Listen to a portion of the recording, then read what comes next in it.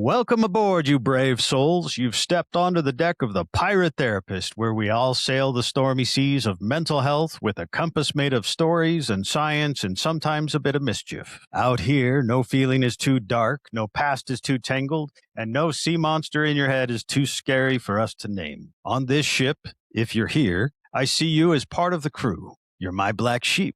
Together, we will explore how our minds, our bodies, and the tales we've been told all tie into the seas that we sail every day. Today, we're going to talk with a medical provider about our physical health and how it can affect us mentally. We're looking for the hidden treasure of real and helpful grounded healing. So hang on to the rigging or find yourself a good spot on the deck and get comfortable. I am Lee Perry. I am the Pirate Therapist. And I want you to remember, when you're here with me, even in the roughest waters, you do not have to sail alone. Now, today, we have a fantastic guest joining us on deck. She's a nurse practitioner who takes a more holistic approach and spends her efforts looking at the whole person and not just the list of symptoms. In her work, she helps people understand how things like sleep and hormones and gut health and chronic stress can shape their mood, anxiety, and overall mental well-being, and how gentle, natural approaches can support real change over time. I'm excited to have here on the ship to talk about how our physical health can affect our daily lives and even our beliefs about how we treat our bodies that can either weigh us down like an anchor or help us sail a little easier. So, Christine Knapp Phillips, a holistic nurse practitioner, welcome aboard the Pirate Therapist podcast. It's nice to have you here. Thank you, Lee. It's a pleasure, and I'm excited to just share a little bit about my journey and my background, and hopefully give your listeners some insight as far as how they can approach their mental health in a more holistic fashion. That would be fantastic. And I would love to hear your journey. If you don't mind sharing, that would be a great place to jump off, I think. Okay, sure. I have no problem in sharing because I do feel like that our life experiences are our greatest lessons, and I certainly have learned a lot in my personal health journey. I am a traditional trained nurse practitioner. I started out as a registered nurse in oncology and became frustrated with that and also just overwhelmed with the grief that came along with that as I started out in pediatrics and then moved over into adult. Worked, many years in adult oncology, and then I decided it was time to go into graduate school to become a family nurse practitioner. And I worked a lot in college health and dealt with a lot of college students and professors who were battling with health issues. And I had a revelation at that time that the work that I was doing was within this model of diagnose, prescribe, diagnose, prescribe, diagnose, prescribe. And I really wasn't helping. And in 2013, I became sick with my own breast cancer diagnosis, and I was really led to go outside of everything that I was trained to do, everything that I knew. And that opened up a whole new arena of how to support the physical body, the emotional, mental body, and even the spiritual body. And through that, I really have just continued to work outside of the system and focus on when patients come to me. It's not about your diagnosis, but it's more about what your symptoms are telling me. And that is oftentimes a result of toxicity, deficiency, and dysregulation. And so Okay. those are sort of the three pillars in which I focus on, and that incorporates your home environment. Can you expand on that a little bit? You bet. I had a breast cancer diagnosis that was followed by an autoimmune diagnosis that was followed by Lyme disease and co-infections that was then followed and proceeded as I was losing my memory, early onset dementia symptoms, losing my vision, unable to read a computer screen, and having tremendous cognitive impairment. I learned that my home had mold toxins that were invisible, and it was compromising my mental and emotional as well as my physical. And so I found out, Mold? yes, invisible mold toxins. So mold is visible, and the visible mold produces invisible mold toxins, oftentimes referred to as mycotoxins. And the psychiatrist who really brought a new sense of awareness was Dr. Mary Ackerley. She's a psychiatrist who now works out of Arizona because she thought moving to the desert was going to take care of the issue as far as mold and water damaged buildings. And she basically learned how these invisible mold toxins are creating neuroinflammation and lots of deficiencies within the body. And a large percentage of her mental illness patients were actually not dealing with a true chemical imbalance or neurotransmitter issue, but it was really about the toxicity of these molds, the deficiencies that these toxins produce, and then the dysregulation within the nervous system, because we see at the NMDA receptor site that there's an imbalance between glutamate, which is excitatory, and GABA, which is calming. So she sort of opened up this whole new arena for me as far as how to explore these toxins and the impact that they're having, not only on the physical body, but how that physical toxicity was affecting our mental health and our mental body and our emotional state, as well as the ability for the nervous system to regulate. So you got the mold under control, I assume. I did. I did. It actually took some time because there's different approaches and paradigms as far as how you would deal with that. And some people will say, well, just move and that'll solve your problem. The caveat is that 1 in 4 have a genetic haplotyping where it doesn't matter where you move to because majority of homes have some water damage history to it. It's not going to solve the problem for you. And I happen to fall into that category of having the genetic HLA-DR, as well as having a lot of epigenetic vulnerabilities, as far as some of your listeners may be familiar with MTHFR and COMT and MAOB and CBS, and how our biochemistry, our metabolic pathways are actually kind of hijacked with some of these toxins. And when you have the epigenetic polymorphisms, you are less able to handle the overall toxin load. Your immune system does not recognize the toxins. And so there's just really a lot of metabolic chaos and dysfunction within the body. You used a lot of words in there that you said maybe my listeners were aware of these things. I was not aware of most of those. Can you kind of explain what those are? Yeah, so you might be referring to the epigenetics.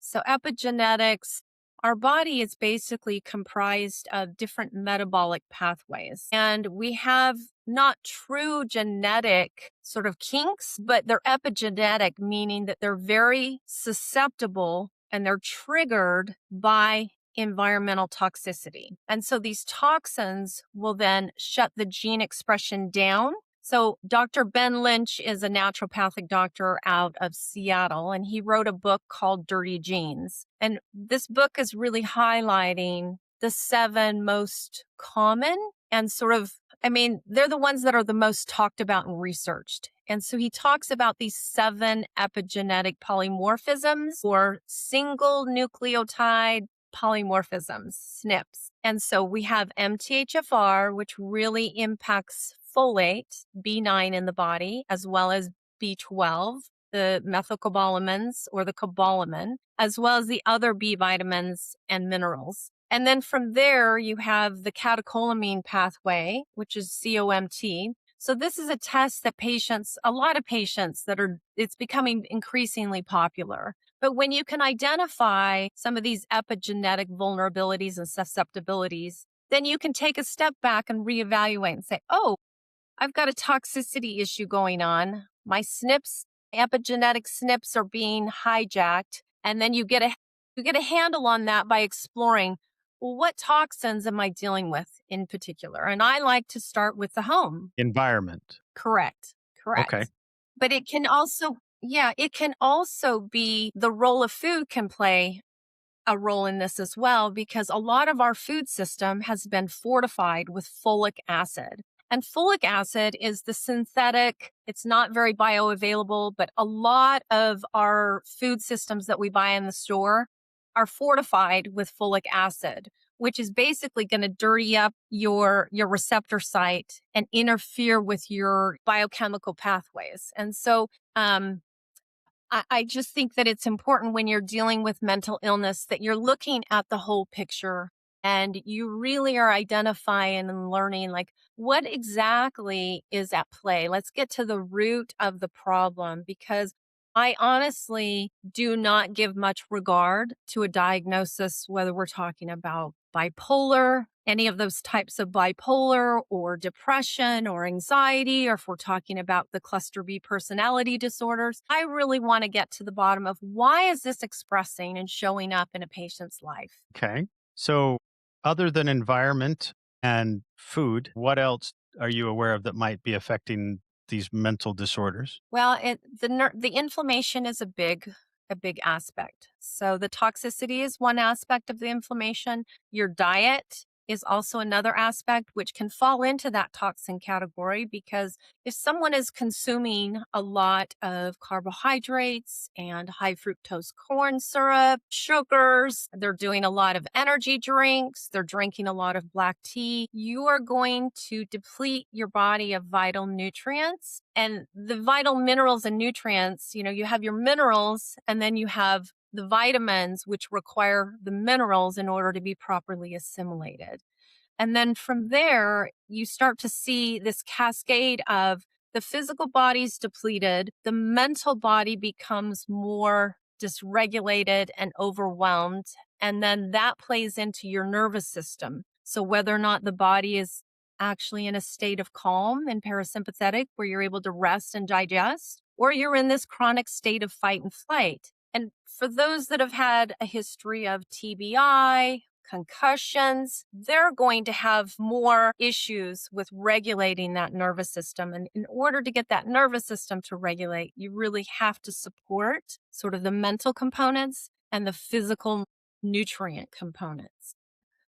As I work with patients who exhibit a lot of these symptoms, whether it's depression or anxiety, panic attacks, you look for the trauma history, you look for the traumas in their life if they've had a big event, in addition to all of the other things that I've listed as far as just the diet, their lifestyle, and then the home environment. A lot of people are sort of they're tech overloaded. They're looking at the blue light screens all of the time. And that blue light interferes with your serotonin and your melatonin production.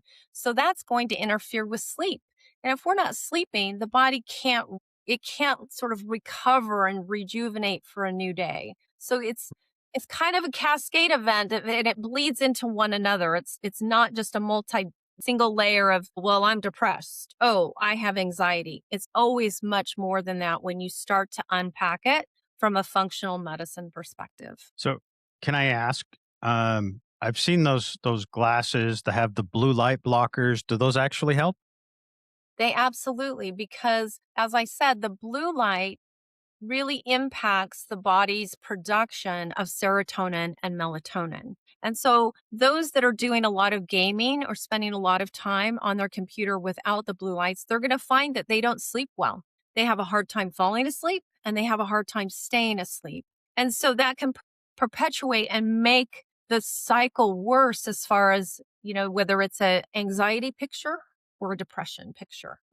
So, something as simple as blue light blocking glasses could help. Absolutely. For someone who is spending a lot of time on their computer, or if they're gaming or if they're addicted to gaming, I really want them to try and incorporate the blue light glasses. And then another thing that they can do is get that early morning sunlight. No sunglasses, just sitting out, gazing into the sun, getting that sun on as much of the body and in the eyes as possible, because that helps to sort of foster that circadian rhythm and the production of the hormones that are required so that we can have a healthy sleep cycle. That's fantastic. How would you incorporate diet into helping people sleep better? I assume that's related.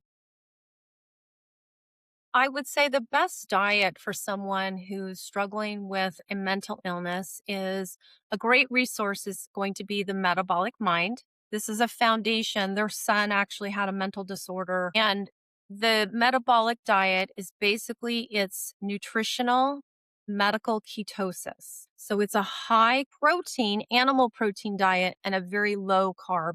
You're trying to get the body into ketosis. And that ketosis is a metabolic state of the body. And the brain does so much healing and calming. You will see a reduction in the overall inflammation as you cut out those carbohydrates. So, for any of your listeners, you can go to Metabolic Mind. They have a great YouTube channel with lots of podcasts that talks about the testimonials and just a number of success stories. It's a really, really impactful choice. It's hard though, because we know that the carbohydrates, the sugar, the high fructose corn syrup, the energy drinks, it's highly addictive. So getting off of that is really challenging. It's a far better choice though in the long run, because psychotropics also aren't a win-win situation either. And I see a lot of patients who struggle trying to find the right psychotropic, the right cocktail of medications. And then they're having to deal with the side effects of the weight gain, sort of the lethargy, the brain fog, just feeling rather flat and apathetic. Whereas when you go on to a metabolic diet, whether you want to call it medical ketosis or nutritional ketosis or just carnivore, which is an all meat diet, patients will come back with, oh my gosh, I was so focused. I had such clarity. I'm sleeping better. I don't have any cravings for sugar. And they start to lose weight. So you see lots of layers of benefits in changing the diet. I've heard that going into ketosis is not a good long-term thing. Would you agree or disagree with that? I think it's very individualized. You have to take into consideration where the patient's at, what their labs and their blood work looks like as far as liver function, kidney function. In my cancer population, they do excellent on ketosis because cancer cells do not survive and thrive in a ketosis state. Patients with seizure activity and this overactivity in the brain, you can actually take care of and you can sort of control the seizure activity by being in ketosis. So I think that there's a lot of information, misinformation that's been put out that is sort of leading people astray. And I would say for anyone who's really seeking to optimize their health and to get off of the sort of pharmaceutical, medical, industrial complex hamster wheel, there are lots of options available to you and lots of success stories. But it's going to be hard to find that in mainstream media. So you mentioned high fructose corn syrup. That's one that I've heard very awful things about. Is that something that, well, first of all, I guess I've heard that it's not a naturally occurring thing. Named it that to make it sound like it was natural. Right. So it's derived from corn, GMO corn, corn that has been sprayed with herbicides and pesticides, Roundup, glyphosate. And we know that the glyphosate disrupts the Shikimata pathway in our digestive tract. And that Shikimata pathway, there's lots of studies that show that our gut actually produces some of our neurotransmitters. Like everything originates and happens within the gut. And so if you are consuming a lot of foods that are high with that herbicide residue of glyphosate, you're just going to have health problems. And so I see more and more downfalls of the impact of high fructose corn syrup. So early onset diabetes in children, non-alcoholic fatty liver disease. That used to be something we never saw in a juvenile pediatric population, but we're seeing that more and more because so much of our food system has basically been adulterated with the high fructose corn syrup. I mean, everything that kids are eating at school, the lunches are terrible. You know, Parents are busy. They're working, both parents are working. They're not cooking meals and they're not buying like whole, fresh, wholesome food. A lot of it is processed. And anytime you're eating the processed food, you open the door to the toxins, whether it's herbicidal, whether it's food dyes, folic acid enriched wheat. I mean, the government has not been in our favor as far as helping us to become really healthy and vital with our food system. Okay.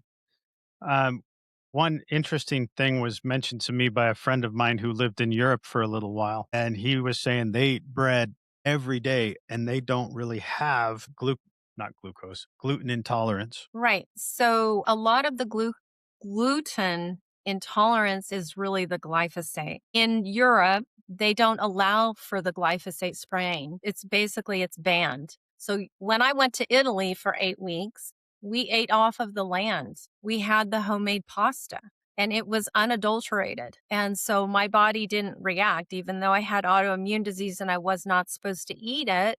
I did just fine because it wasn't poisoned with the folic acid as well as the glyphosate. And where does that come from? Is that the GMO part of it?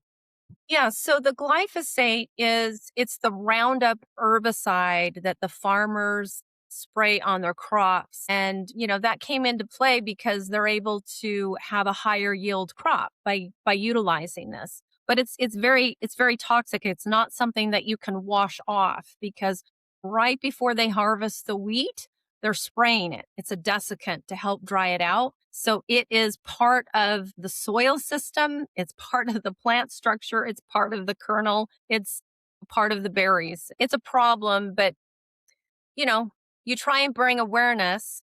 And with awareness, we're able to make better choices. And so I just hoped to give your listeners a little bit of food for thought here because we have so much power with what we're putting into our body each and every day. Another question, and Yes. this is a jump to the side, perhaps. Mhm. But when you're speaking with a patient, do you ever have to explain to them how chronic stress or unresolved grief or trauma can show up in physical symptoms? Absolutely. So, a lot of patients, what I explain to them is that they're presenting with the physical symptoms. And because they're so depleted and they're so weary and the body is so taxed, you have to have physical vitality and energy in order to go into more of the emotional and the trauma healing aspect. So it's kind of a continuum. We shore up and we replenish and strengthen the physical body. So then we're able to go into the mental, emotional aspects of that. And it becomes this cycle where the physical body gets stronger. They have the energy to be able to go into the emotional, the mental, which then will deepen the physical. And it's this beautiful process sometimes in that because they've been sick for so long or struggling for so long or they're stuck in that sympathetic fight and flight for so long and they've just been trauma looping. I will utilize things such as batch flower remedies, which is a flower remedy, which can be very helpful when we've got a deep trauma history. So I'll use Star of Bethlehem, for instance. Star of Bethlehem really helps you to start to neutralize that grief and it prepares the heart so that you can go into being able to talk about things. And if they have a hard time doing that, holly is another one that really helps to open up that heart space so that they're able to talk about it. Some patients are so shut down that they don't even have words for it. So then agrimony would be one of the batch flower remedies that I use that will help with the communication and the ability to express what they have suppressed for so many decades, oftentimes. So, how do these things affect them physically that allow them to talk more openly and more readily? Yeah, so batch flower remedies are similar to homeopathics in that it's a very subtle nudging that it works kind of on it's the emotional level, but also like their personalities. Like some people are really slanted to be a certain way. And there's a questionnaire that I will give them, and I will oftentimes just tell them to start dosing this. And they're very simple remedies. So, like for instance, right now I have red chestnut here, peace of mind. So, as a caretaker, as somebody who's in the helping industry, when I'm dealing in particular with children who are really struggling, it's a burden to my heart and I can worry about it. So I'll take peace of mind to help me so that I don't become too emotionally attached or I'm not crossing, boundaries and I'm just able to just trust that it's all and it's just creates this subtle shifting in your thoughts. And it's really hard to explain. But as you experience it, you can identify and see how, oh, yeah, I am having these subtle shifts. And as I work with my patients, do these drops for the next week and then, check in with me. And it's like, wow, I was able to cry for the first time. Or, they're able to express more. It's just a very subtle remedy So what is that peace of mind? Is that like an essential oil? Is it just a tincture? What They're They're drops that are all derived from different flowers. They're called the batch flower remedies, and there's 38 of them. And so, depending upon what is blocking a patient from getting unstuck, like where I'm trying to get them unstuck so that they can start to deal with some of the emotional mental, because with mental health, oftentimes there are layers to it. And depending upon if there's been a deep history of trauma, that can really shut them down and they've compartmentalized or they've suppressed for such a long period of time that the thought of even going there is just too much for them. But the unresolved issues show up in our tissues and in our cells. And so we really want to work on the resolution and resolving that so that we don't have these unresolved conflicts in our life. Sometimes we're not going to be able to have full reconciliation if there's been a death, for instance, but that should not keep a patient stuck and paralyzed in their trauma looping or in just the complete shutdown. And so, whatever I can do to help them to get unstuck so that they're able to live their life and walk in purpose, because we all have a purpose in this world. But when we're sick, whether it's physically sick or mentally sick, it oftentimes gets in the way of us working in our purpose. And so I really like to help patients to just get to that point where every day they're excited. They've had sort of a mindset shift. They're resolving, they're open, they're growing, and they're living a life that not only has vision, but it has purpose. And so whatever tools I can bring on board to help them, I'm going to try and do that. Great. Are there any particular patterns that you notice,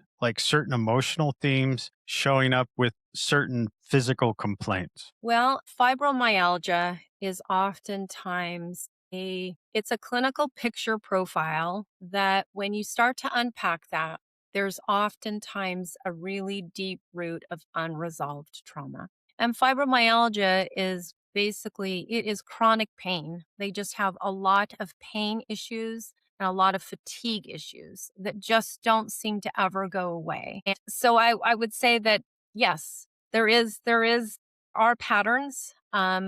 And left side of the body tends to be more male relationships, whereas right side is female relationship issues. So there are different patterns. Interesting. Another question. What realistic expectations should people have about how quickly holistic changes like improving sleep, nutrition, or some of the flower batch remedies, how long do these normally take before they start seeing an effect? Yeah, so the batch flower remedies can be very helpful. Like within some experience it within a couple of hours, some it's a few days. And I think again, you have to take into consideration just the individual. Being given a plan of care is one thing, having the ability to execute is another, and then to be consistent with that. So as we're having to make big changes, oftentimes these are big changes. They're not little changes, especially if I'm asking them to change their diet in addition to some of their lifestyle practices. That can be really challenging for someone. So there is variability and we have to just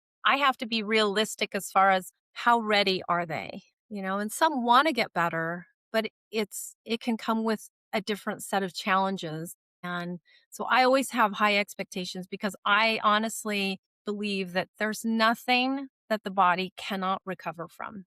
I believe that our body was designed to heal and to regenerate. And so everything is recoverable. It's just how willing is your patient? Because it's not enough to say, oh, I want to get better. You have to really invest in this process, which is going to require change. And change is not easy for patients. No, change is really hard for a Yeah. lot of people. But Yeah. how important is it, do you feel, that people take command of their own move forward, moving to healing, as opposed to going, I'm just going to go talk to somebody and they can tell me what to do? Do you feel like it's important that they kind of steer the way, that they take the lead there? Or do you feel like just going and talking to somebody and doing what they're told would be better? You will have a better outcome for those that are able to take the initiative. But let's be realistic. If we are Let's say that this patient, or I'm dealing with a patient who has an extensive history of trauma and they have a lot of the cluster B personality traits, borderline with perhaps some narcissistic.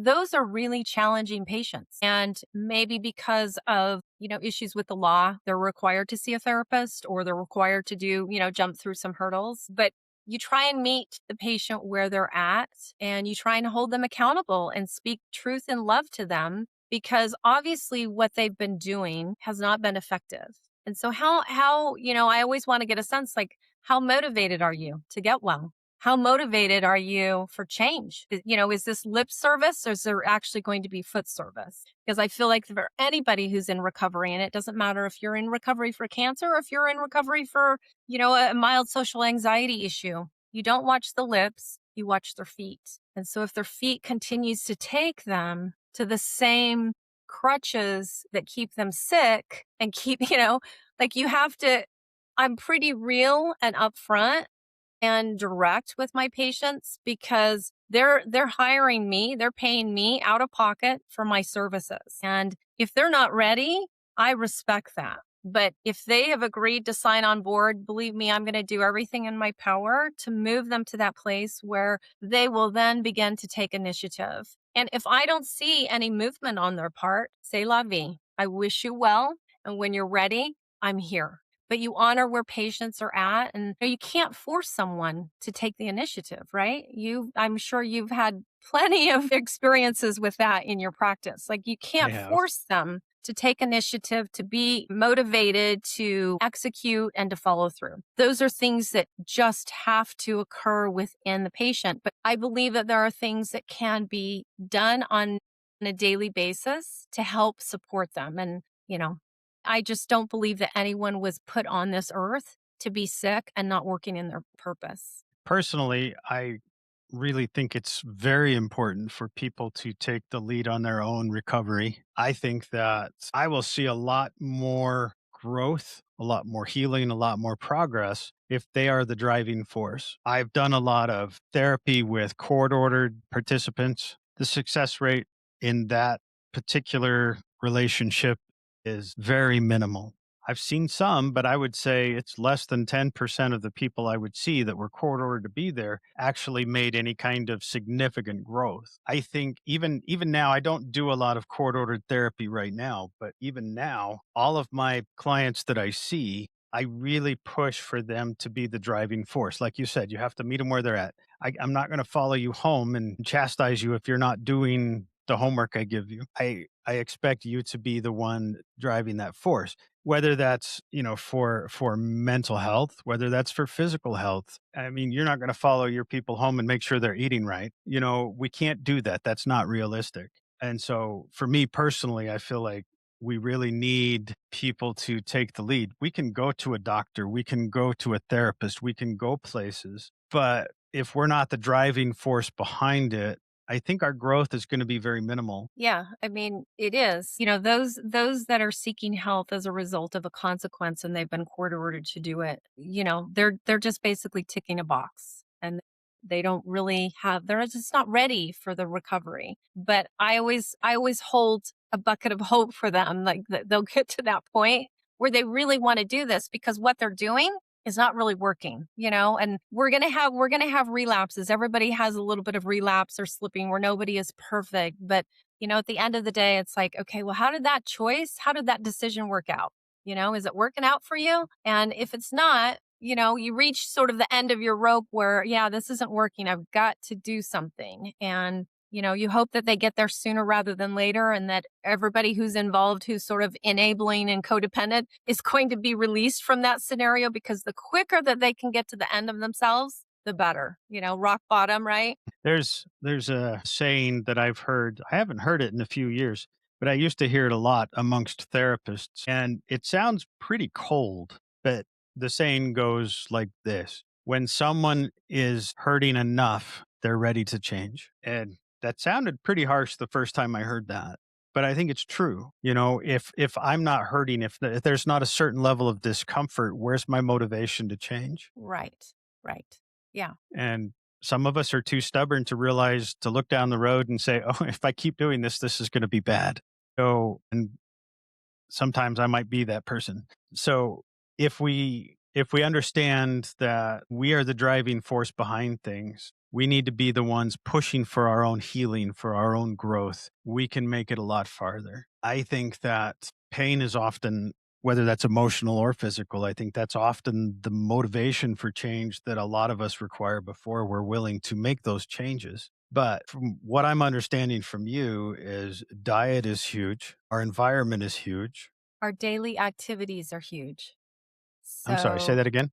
our daily activities. Yes. So, getting outside, having that sunshine, walking barefoot, doing the deep breathing, doing a little bit of movement, weights, working out with weights, or I'm really a proponent for weightlifting because I feel like that has the greater return on investment than the cardio. Implementing the blue blocking classes, doing laughter therapy, watching something that's funny and uplifting, watching a movie that you can have that cathartic cry.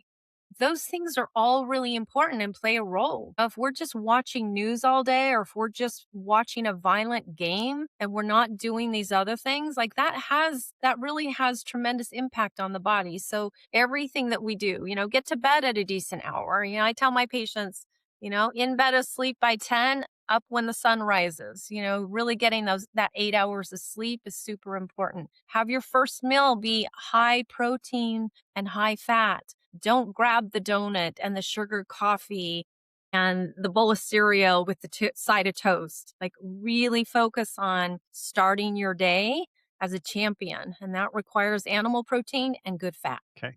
You mentioned movement, and I wanted to hit Mhm. that one. That was one of the areas I wanted to talk to you about. How important is movement in our physical and mental health? Yeah. Movement is really important. Our body is a circulatory system comprised of connective tissue and fascia. And when we're not moving and we're just sitting, then we start to lose the range of motion. Our circulation decreases. The fascia and the connective tissue becomes really tight and constricted. And so, it can be as simple as just waking up and doing like arm swings, twisting your body, doing toe raises. So you're lifting your heels off of the ground. Do 100 of those every day. Like, it doesn't have to be real dramatic. Going up and down the stairs a couple of times. But the movement is really important. And while you're doing the movement, be mindful of your breathing. So many are walking around stressed out. They're not even cognizant that they're shallow breathing or even holding their breath because they're so stressed. So I really want patients to just become a bit more aware and mindful of, how am I breathing as I'm just going about my day? And then how am I breathing when I'm doing my exercise? And the slow, deep nasal breathing through your nose is more impactful in calming your nervous system than the mouth breathing. The mouth breathing increases your risks for dental caries, the cardiac, because your nitric oxide levels are going to be low. So there's lots of benefits to doing the nasal breathing and the slow, deep nasal breathing. Okay. So I don't do yoga, but I know a lot of people that do, and they swear by it. They're like, it's low impact. It's more, it's about movement, not about necessarily high intensity exercise. It's about stretching. It's about moving your body, about keeping things loose. And they say that that reduces stress and it helps keep you healthy. Would you agree with It that? does. Yes, absolutely. Do you do yoga?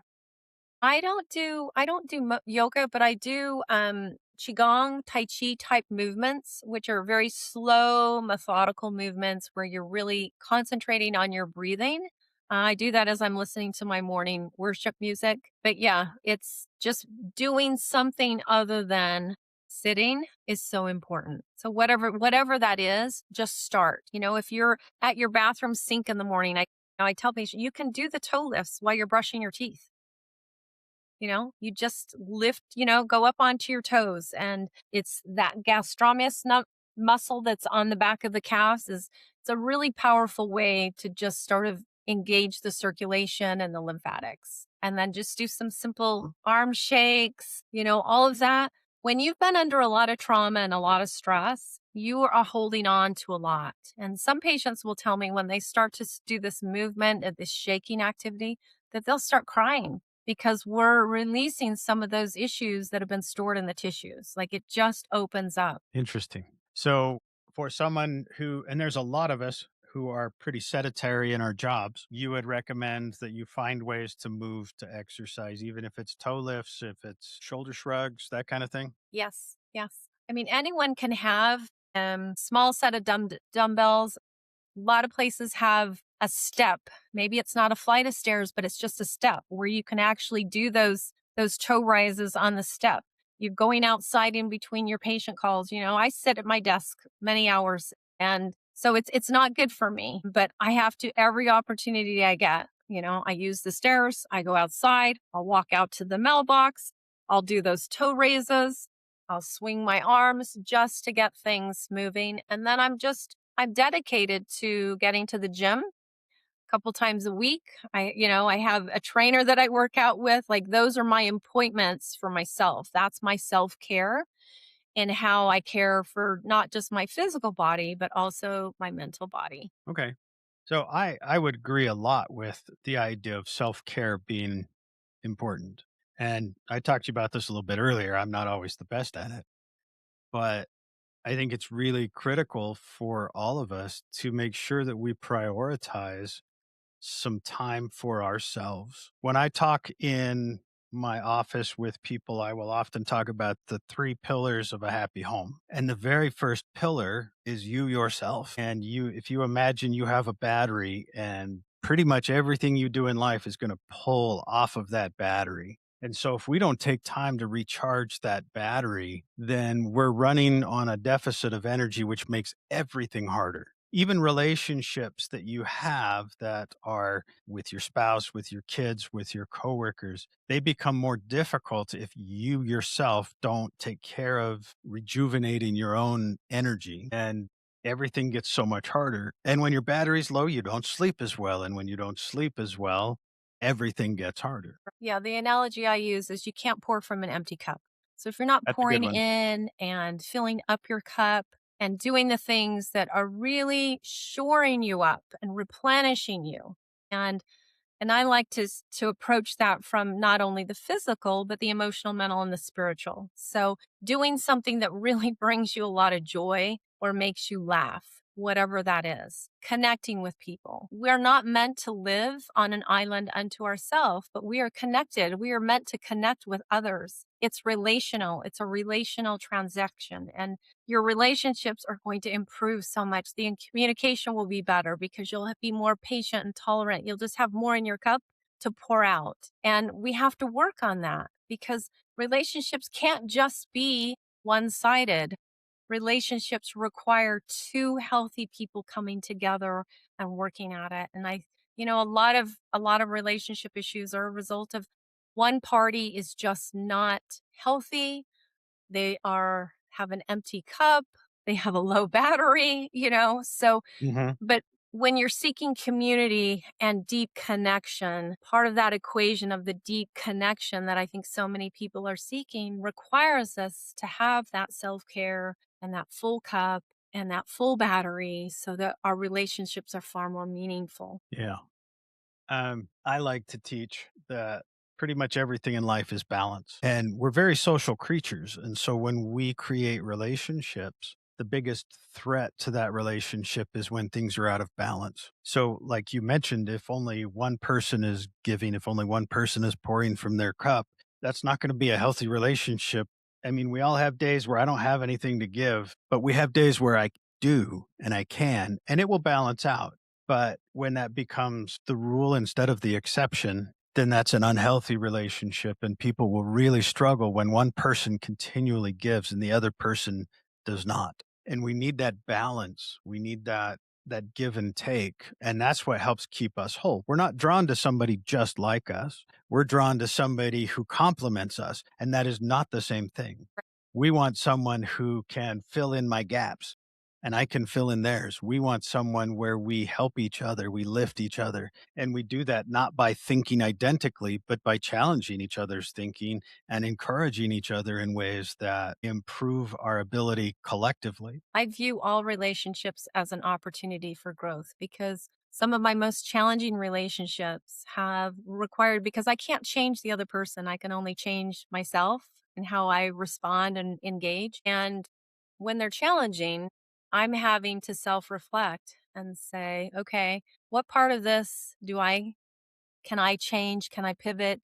Can I become more mindful about, so that this relationship is a bit more meaningful and connected? And it's amazing how our little shifts will impact the other person, because when we're doing something new or we're showing up differently, it will change the way in which they receive us oftentimes. You know, it kind of throws them for a loop, because everyone, I think, becomes accustomed to, oh, well, she's just going to do the same thing, or she's just going to say, but when I show up differently, it creates a new dynamic. It's a sort of like a fresh, clean palette to play with. Well, every relationship is going to be unique as well. Hmm. So, yes, like you said, it's going to give you a fresh new challenge because no two people are going to have the same identical relationship.